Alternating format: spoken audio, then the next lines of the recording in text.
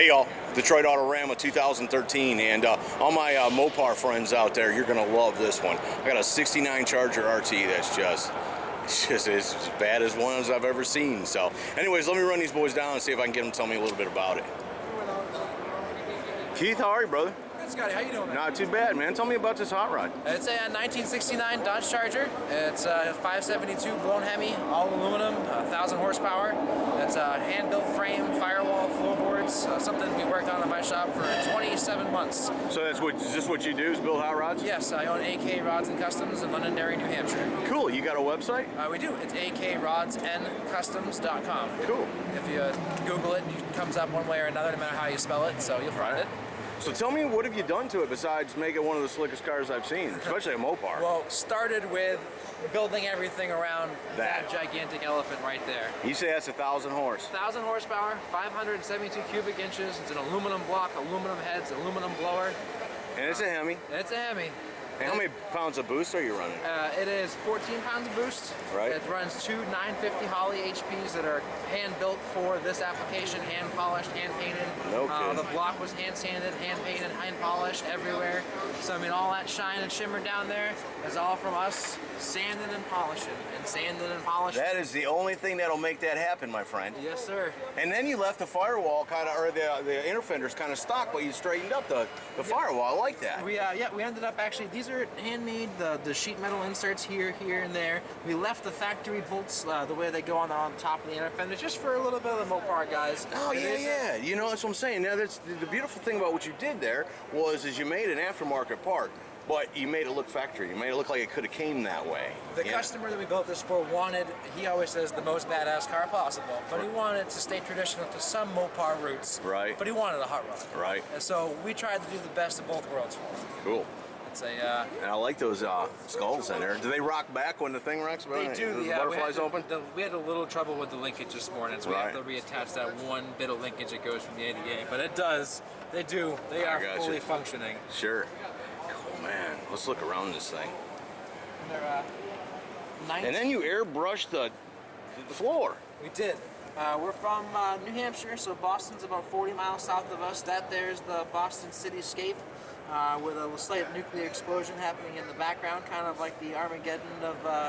Look at the skull in the nuke, and the mushroom. And so that kind of trails on back down the remainder of the car. There's actually another small bit of airbrushing. If you look here, you can see there's a zombie hand coming out and over, and our customer owns a few cars. So that's his 65 Mustang poking over there. There's a 67 Impala. You can see the taillights on right there. Right. And then if you come on back here to the rear of the vehicle, I think you can actually see it right here. That's his 59 Cadillac right there. And the idea here is the aftermath of what happened to Boston after the explosion and the Armageddon type of thing has happened. Who does your airbrush work? I do all the drawings, and I have a friend of ours who comes in and does most of the airbrushing, but I do some of it myself as well. Wow, dude, you rock, man. No, I do all the paint work. Me and my guys do all the body paint work, all the chassis work, all the motor work. All the upholstery, all the electrical, everything happens in our shop. In-house. Nothing leaves the shop till it's done, start to finish. How long did it take you to put this car together? 27 months, beginning to end.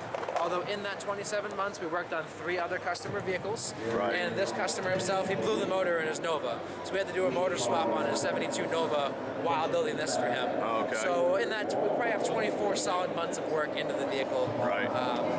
All of that, usually about 30 hours a week in those 24s, but the last 2 weeks, me and the 4 guys in the shop put 200 hours in a piece to get the vehicle here today. What do you think you got in it as far as hours? I haven't tallied that up, but I'd have to guesstimate somewhere in the 2,000 hour range, probably. Wow, sweet.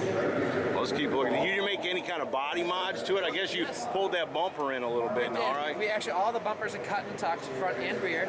We actually added a ½ an inch to the rear trailing lip of the car all the way around. So this actually right here was hand formed and molded a ½ an inch out to accentuate the body lines there. Both quarter panels were stretched 3 inches. No kidding. 2 3/4 inches to accommodate the tires. So they were lengthened.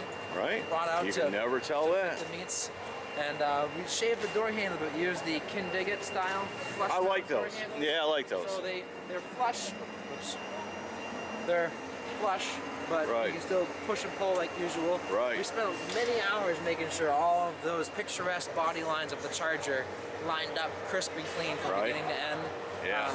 The hood as well was hand-formed, the whole center. I wanted to keep those bump outs, but when you have a big blower, it cuts into the bump outs. Right. You actually cut the bump outs right down the middle and sections them together, and then made the opening of the hood and that center peak all out of flat sheet metal. Holy cow. So there's a good bit of sheet metal work there as well. Man. The dash is also flat sheet metal. Nice interior. I like that. Is that a Ram back there? It is. Yeah, the Dodge Ram. The customer really wanted these little Ram skulls everywhere. So a lot of the nuts and bolts and fasteners are from Gardner Westcott, and they have the chrome etched Ram skulls on all the little fasteners in the engine bay and things. So wow, let's look at that. they look like, say, right here on the balance of the header panel. Right on. Sure enough. I bet that's cheap, isn't it? Oh yeah, we actually. Now that I look at those, I have to go back around and I want to make them all line up. Yep. Yeah, they all got to line up. Yes, they do. See, I'm glad you brought it up because I tell people, because I do this. I chase hot rods all the time, so I tell people all the time, you don't understand when you get to the level of Autorama and Riddler, all the screw heads got to line up in the right way, and they think I'm crazy, but it's true. It's true. No, yeah. we actually spent the time.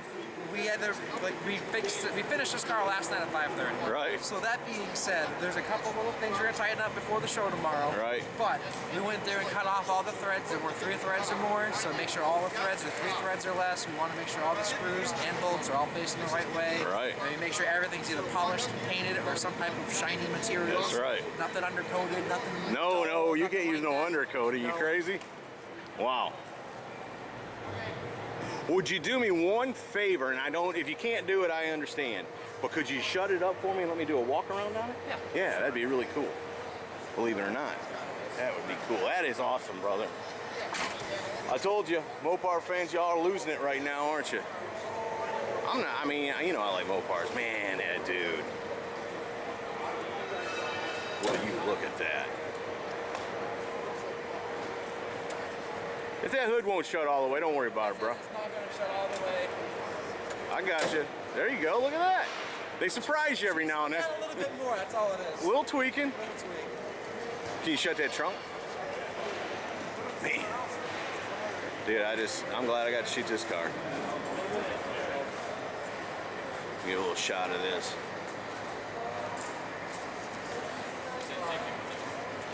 And does it have a name? Roxane. Roxane.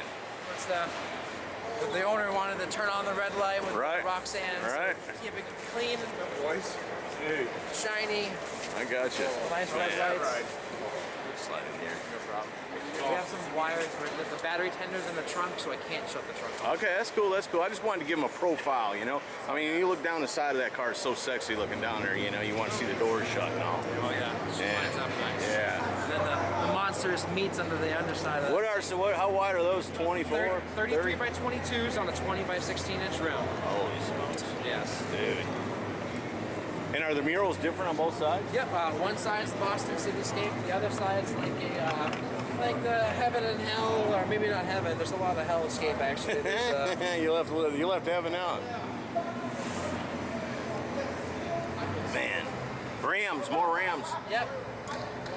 Dude, Keith, y'all rocked it. I know you didn't build this yourself, but tell the boys back in the shop, man, I'm a big fan. We're all here. See? Fellas, y'all rocked this one, man. Nice job. Yeah, real nice job. Let me get y'all, take you to the world. Wave at everybody.